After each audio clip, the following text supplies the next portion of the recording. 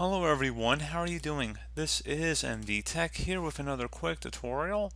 In today's tutorial, I'm going to show you guys how to go about resolving if OneDrive is not syncing on your Windows 10 computer.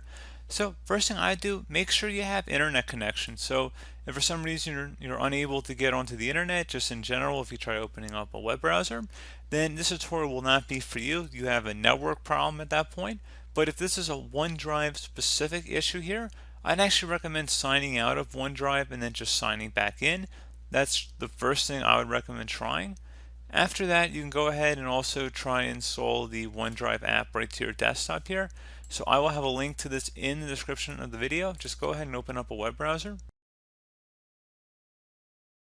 And you want to go paste it into the top URL bar here, and you want to search for it. Select either the Start OneDrive option if you can, and then select Open Microsoft OneDrive. And if for some reason it's unable to open, you can select the download button if for some reason it was uninstalled. You can see it down in our system tray here. So you go ahead and enter in your credentials to sign in. And that's pretty much it, guys. Nothing really more to discuss on that. So like I said, pretty straightforward process. I do hope I was able to help you out. And I do look forward to catching you all in the next tutorial. Goodbye.